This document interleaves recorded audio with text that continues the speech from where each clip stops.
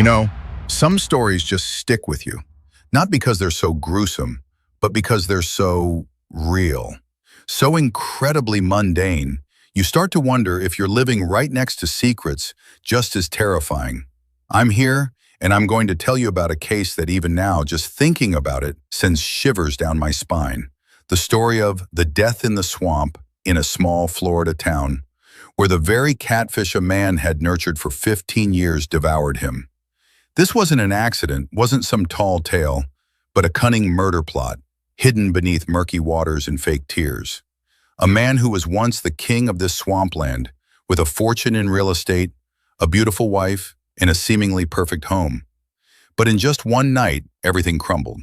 His wife Charlotte broke down sobbing in the yard, but her eyes darted quickly towards the pond, where the catfish had suddenly gone wild, as if they were guarding something horrific at the bottom. Who killed him?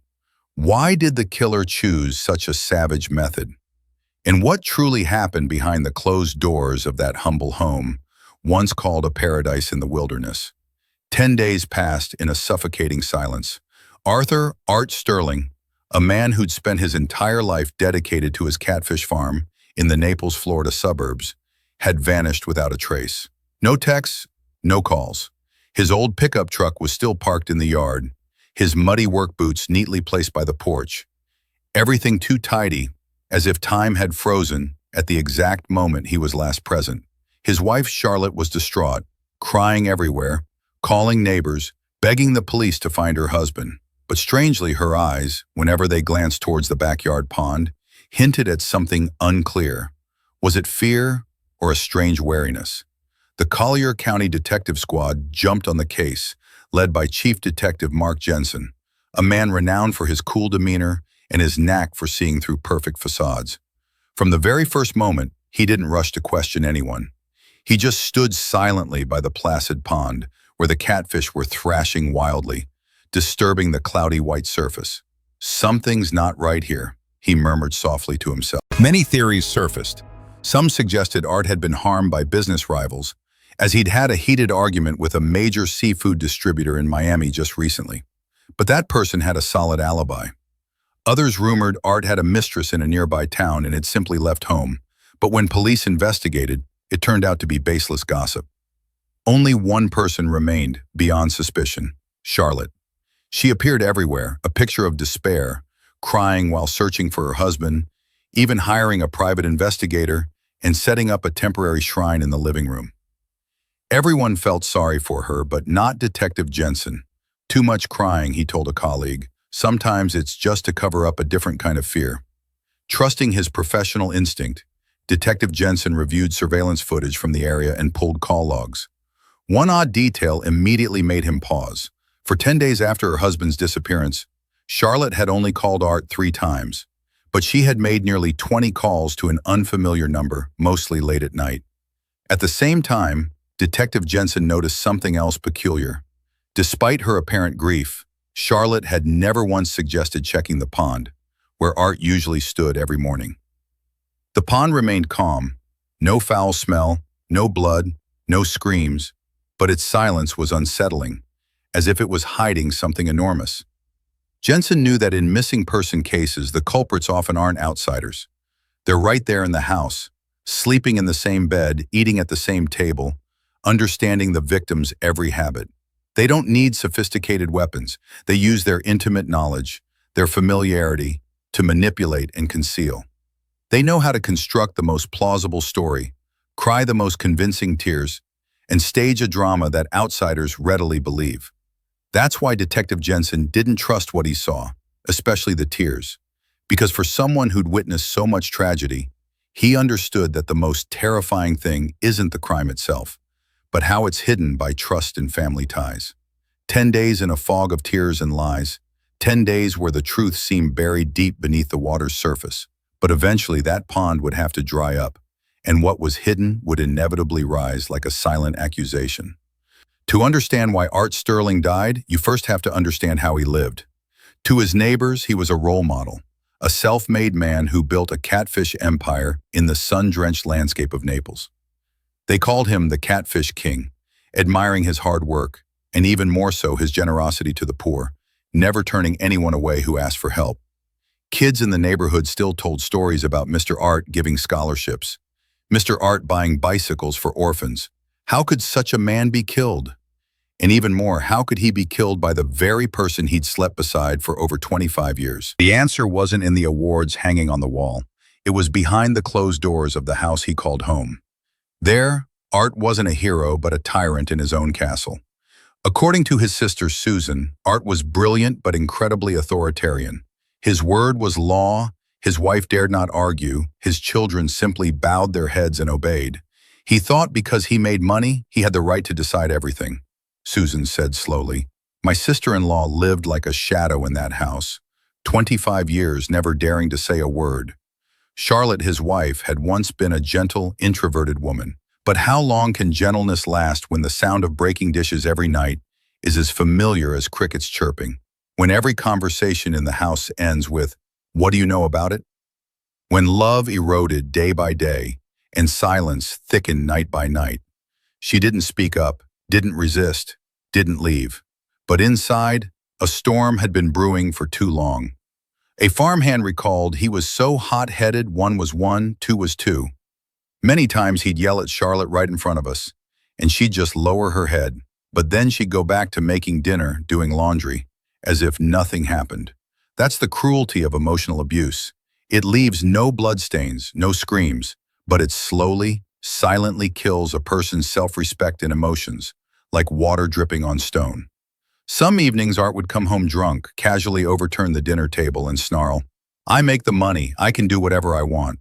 And Charlotte, like a shadow, would silently bend down, pick up the chopsticks, wipe away the spilled fish, without a word of complaint.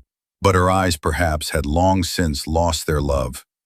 Art was a prime example of a man successful in society, but a failure in his own family.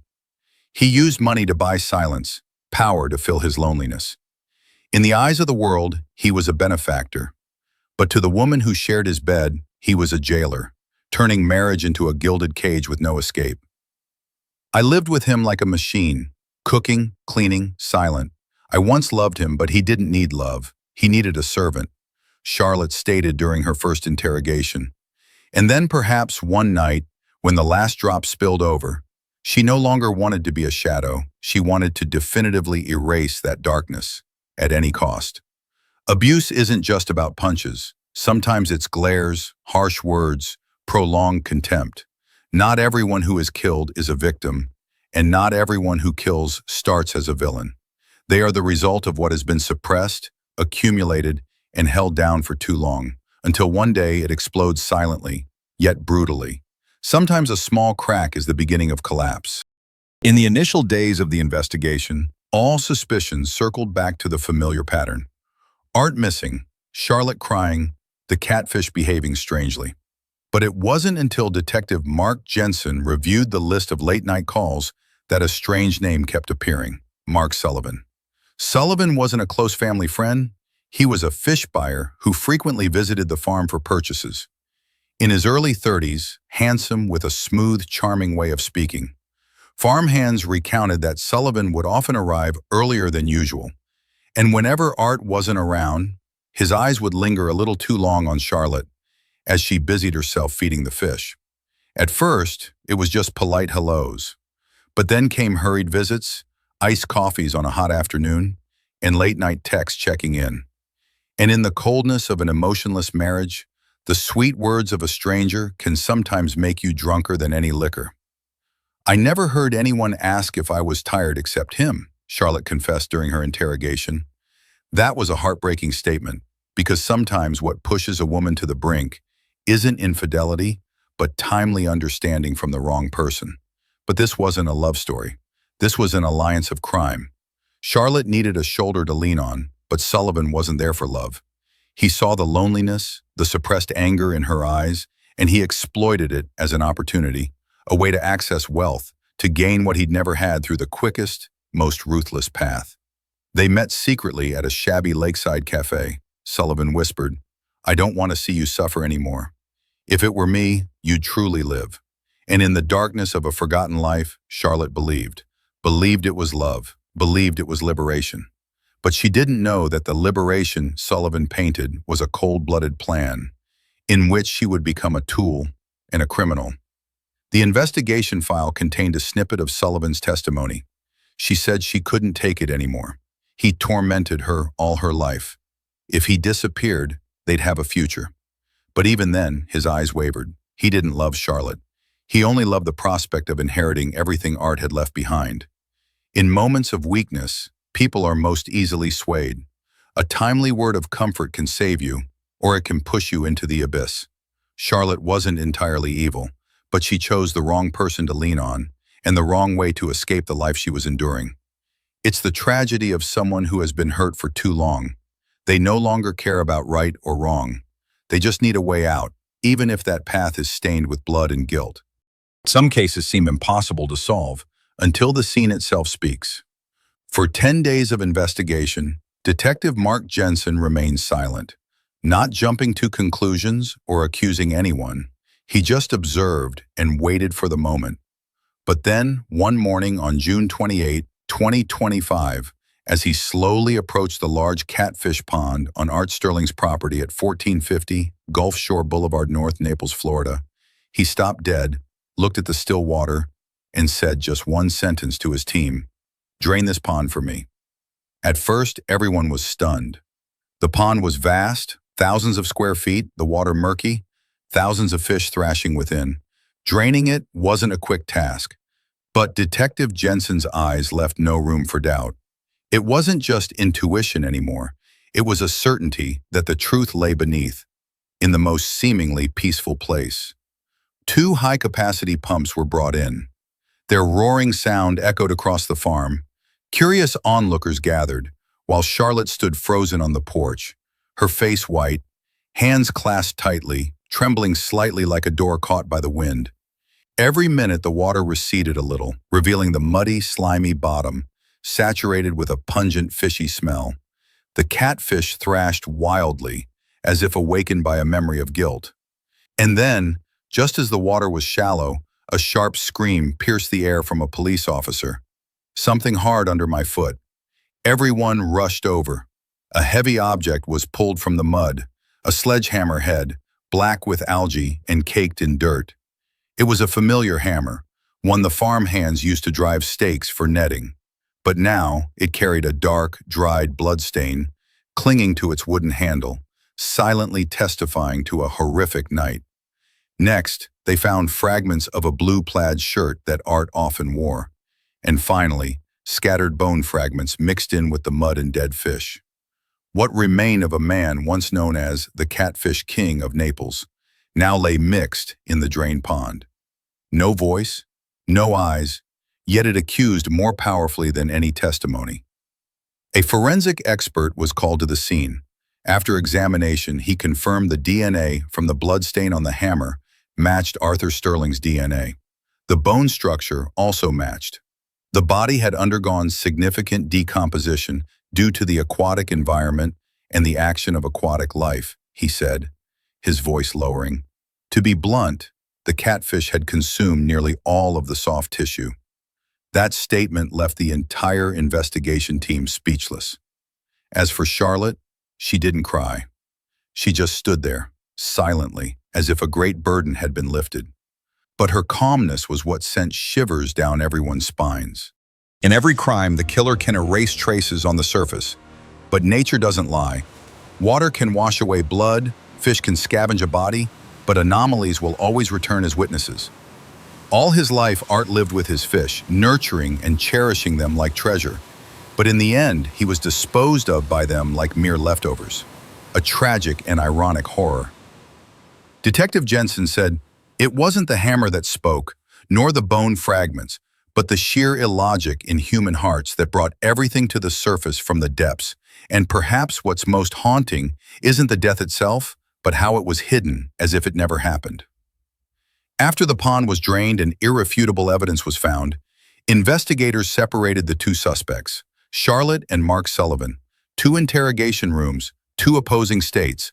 On one side, a young man, sweating profusely, fidgeted in his chair. On the other, a middle-aged woman sat upright, her eyes dry, her fingers lightly tracing rosary beads, her lips pressed shut, but not trembling. Sullivan's defenses crumbled first. He confessed quickly, profusely, stammering, in a mix of fear, regret, and self-justification. She initiated it. I just helped her hide it. I was scared, but I couldn't stop her then. When his testimony was brought to the next room, Detective Mark Jensen said nothing. He just placed the sledgehammer on the table, the one recovered from the pond's bottom, caked in mud and dried blood. The dull thud echoed in the small room, freezing the air. He looked Charlotte straight in the eye and asked calmly, "Do you remember this object?" Charlotte glanced at the hammer, then sighed, looking up to respond, "Yes, I killed him." Her voice was light, without a scream or a sob, yet it left the listeners stunned by its chilling composure. Then she began to recount that night, when Art came home drunk and loudly declared, "You're just a leech. If you didn't have me, what would you live on?" She remained silent, not crying, not arguing. That night she went to the backyard to get the hammer to secure the chicken coop door, but when she turned back and saw her husband slumped asleep at the table, the man who had turned her life into a continuous string of silent endurance, something inside her snapped. My hand didn't tremble. I just thought this was the only way to end it. Then she looked directly at Detective Jensen. "I don't regret it." That statement wasn't arrogance, but the absolute depths of trauma. A woman who had endured too much, too deeply, to the point where she no longer feared the consequences. To her, her husband's death wasn't a crime, but a distorted form of justice for years of suppression. The most terrifying crime isn't one committed in a fit of rage, but one committed when people have stopped being angry, stopped loving, stopped fearing, and accepted it as inevitable. When resignation lasts too long, it turns good people into villains, gentle wives into murderers, tears into weapons, and indifference into a cloak for evil. Charlotte didn't bang the table, didn't scream accusations. She just sighed. "I lived like a shadow for 20-something years. The one time I dared to do what I chose, I'm called a monster." Then she fell silent, as if finally the darkness had found its voice. The trial took place on a sweltering morning, not unlike many days when Arthur Sterling was still alive. But today he was present only through the framed photo on the courtroom table. Behind it, a silent crowd, their eyes heavy beyond words. When the presiding judge clearly pronounced the verdict, defendant Charlotte Sterling, life imprisonment for murder. Defendant Mark Sullivan, 30 years in prison for complicity and concealing a crime. No applause, no cheers, because in that courtroom, no one was victorious. Art's sister Susan buried her face in her hands, weeping not from outrage, but from helplessness, because her brother had never listened to anyone his entire life, and by the time he heard his wife's final cry, it was too late. In another row, Charlotte's parents sat stunned, their two gray heads trembling. They dared not cry loudly, for their tears would only cause others more pain. And further back was Sullivan's mother, an old woman who had fainted upon hearing her son's prison sentence for a nameless affair, a mistake with no way out. 3 individuals made mistakes, but behind them lay 3 shattered families, 3 devastated generations, and a community left to bear the echo of tragedy. They didn't commit murder, but they will live out their lives with an indelible pain, like a silent, unpronounced sentence. Justice always comes, but when it doesn't heal. It merely closes the final door on a chain of errors. And in the courtroom, the truth laid bare didn't bring relief, but deeper bitterness, realizing that everything could have been avoided if someone had been patient, if someone had listened. No one wins in a family crime. There are only orphans, if any, or severed family ties, gray-haired parents burying their children, and lingering sighs that last a lifetime. The trial concluded. The catfish farm in Naples returned to its initial silence. The pond water had been refilled, but no one dared to stock it with fish again. The pond remained placid and desolate in the sun-baked fields, but those who witnessed everything knew that beneath the water lay not just mud and fish remains, but an unspoken tragedy. People still passed by, standing silently for a few minutes before moving on, not out of curiosity, but out of fear, because the death of Art Charlotte's downfall and Sullivan's entanglement were not just individual failures, but the result of years of suppressed endurance, indifference, and a lack of understanding. If only Art had listened to his wife just once, if only Charlotte had left instead of seeking revenge, if only Sullivan had stopped before going too far. These are all what-ifs in a life that has no rewind button. Violence doesn't just come from fists. It comes from contempt, silence, and words that wound the soul. Someone who doesn't fight back, doesn't cry, doesn't react, doesn't mean they're accepting it. They might be counting down, waiting for the moment to free themselves in the most brutal way. Resignation doesn't create peace. It silently nurtures a demon within the human heart.